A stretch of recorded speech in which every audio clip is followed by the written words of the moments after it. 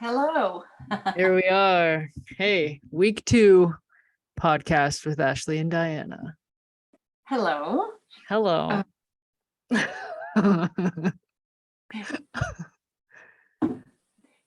Isn't that funny? This reminds me of like when you call somebody and all of a sudden you're on voicemail, and once you speak, you cannot take it back. It's getting recorded. Oh like, God. And you freeze and you say the stupidest things.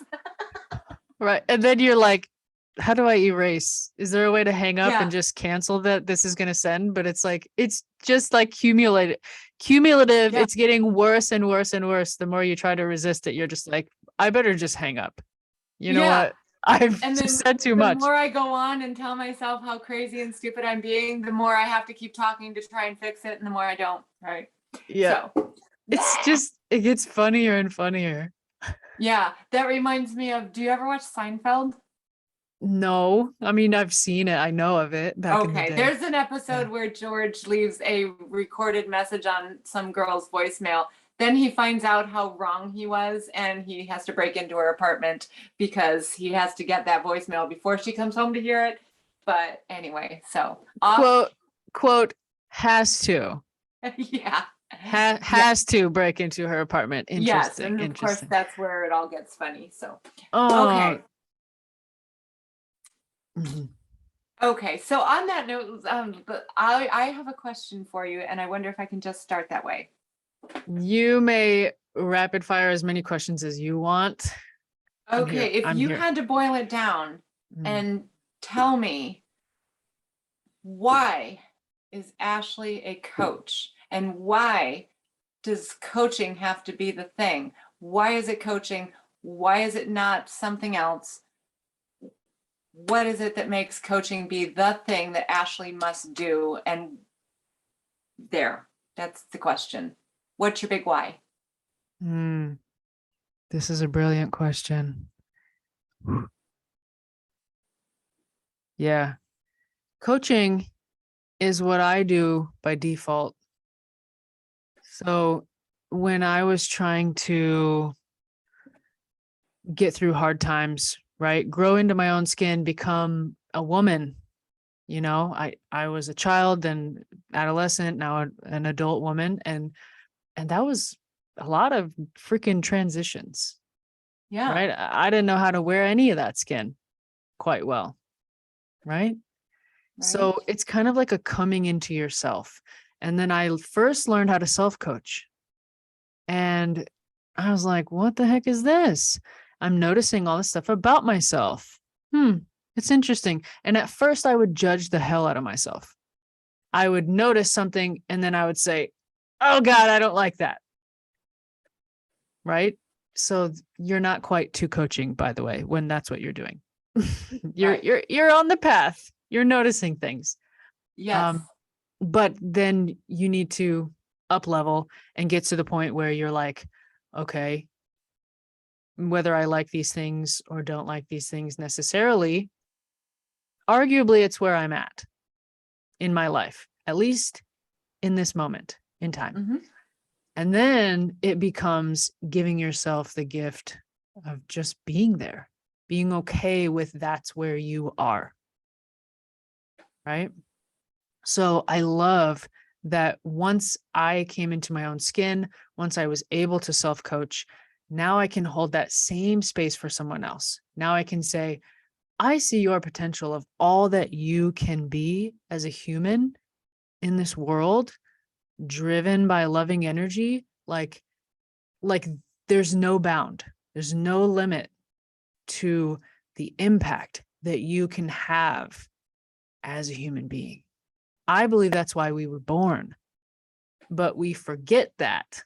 We forget and we're like, oh, I'm just doing the 9 to 5.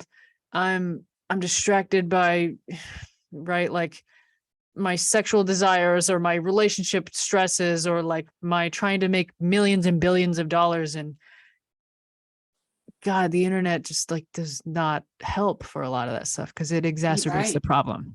Yeah. Yeah. So all that said, once I'm holding space for someone and believing fully in their potential, I'm just here. I see you. I see you, the client, my client, in your full light, your full power, the fullest energy that you already are. I didn't have to give that to you. I just had to show you where it's hiding inside of your soul, because you're trying to hide it from yourself. You're trying to hide it from the world. And I don't know why anyone would do that, but I've certainly been there. Right. And Yeah. it's like so interesting that for me, I've spent 3 decades now hiding from who I was, not sure of who I was. And now I'm like, oh my gosh, I can just stand fully in this. I can just own it and I can be free in that.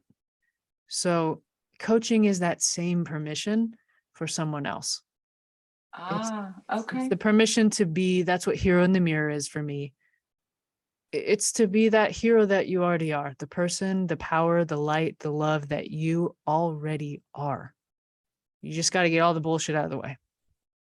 Yes. So coaching yourself, self-coaching allowed you to step into you as you are and accept that you are in your own right, perfect and right, and 100% full of self-love, and you are enough, you are valid, you are just right, and you can be that, and you can just be that.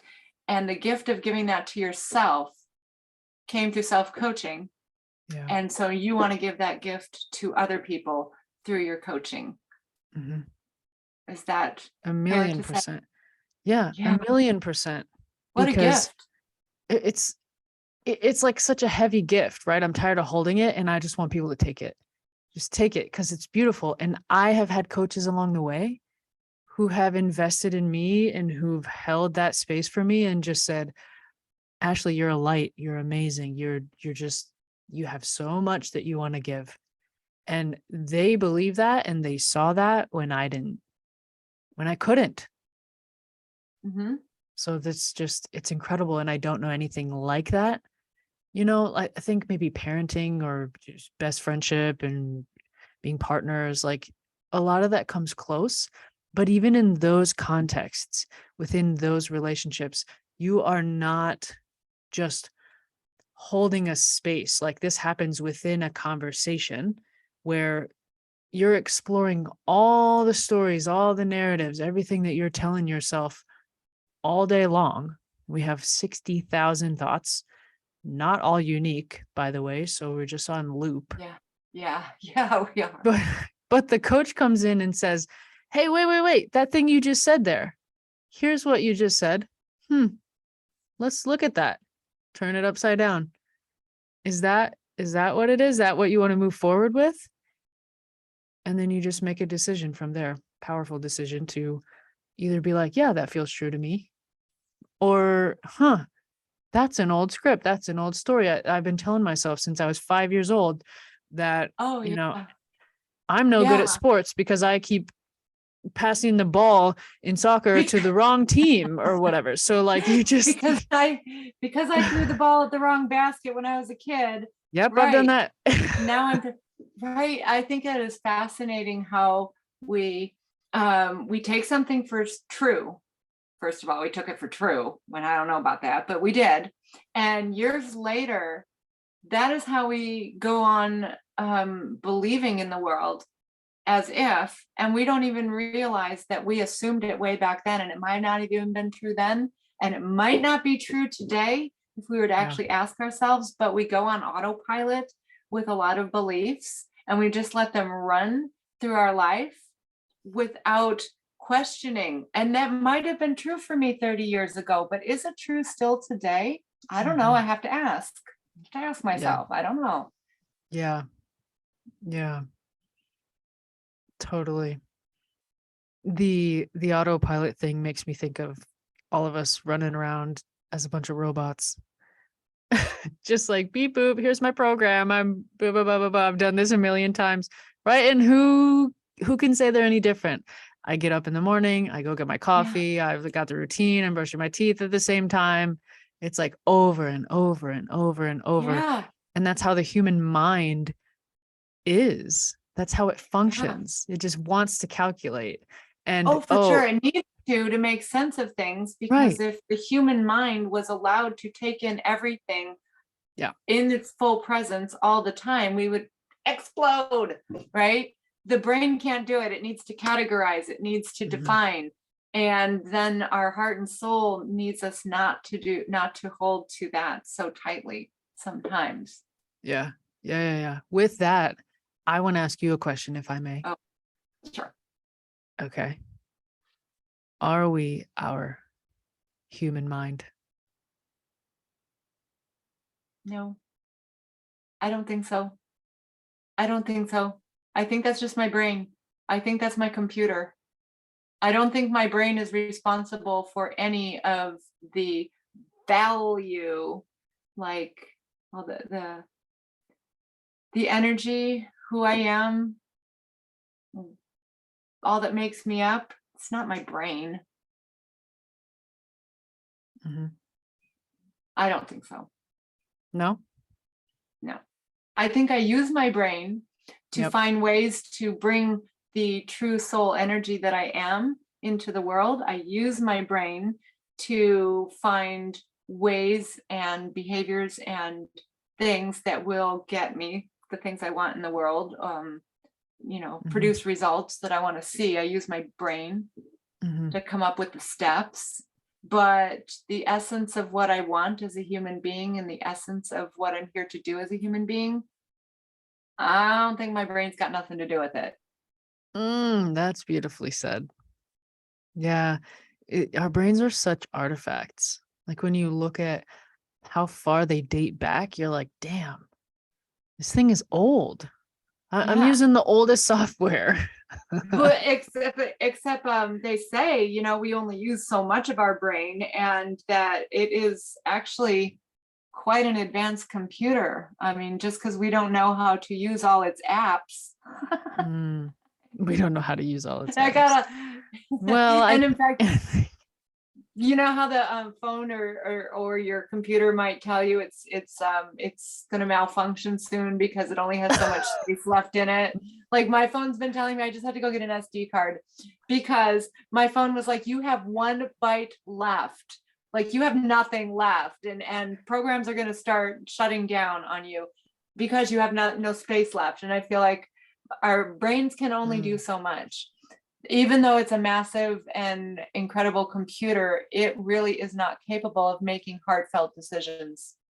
Yeah, I like that. Even though our brains are amazing, this powerful computer, they're not capable of making heartfelt decisions. And by the way, I think that's a misnomer.